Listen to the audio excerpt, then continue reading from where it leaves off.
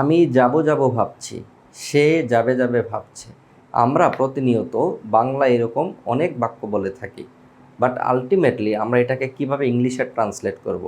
আপনি একটা স্ট্রাকচার দিয়ে কিভাবে এই ধরনের কথা বলা যায় খুব সহজেই আজকে জানতে পারবেন। আমরা যদি প্রথমে স্ট্রাকচারটি দেখি, subject plus am is are plus thinking of plus ভার্বের সাথে আইএনজি হবে।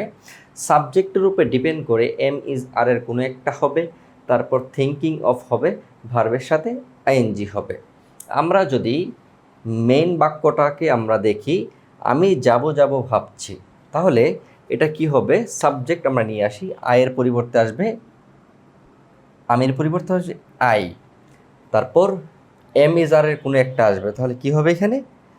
আই এম, তাহলে থিঙ্কিং অফ,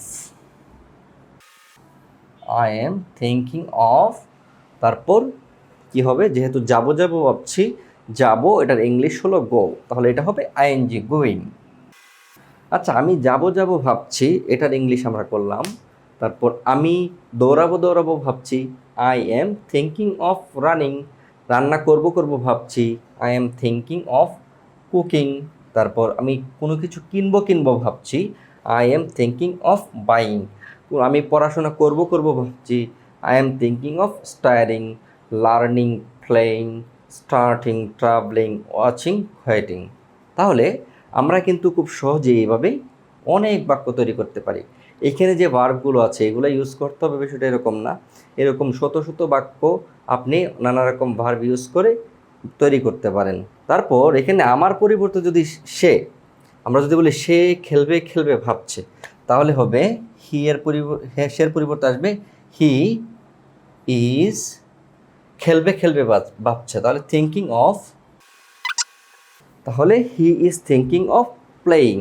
তাহলে সে যাবে যাবে ভাবছে, he is thinking of going. সে দৌড়াবে দৌড়াবে ভাবছে, he is thinking of running. এখানের প্রত্যেকটা ভার্ব ইউজ করা যাবে এবং যে কোনো ভার্ব আপনি চাইলে ইউজ করতে পারেন, কোনো সমস্যা নেই।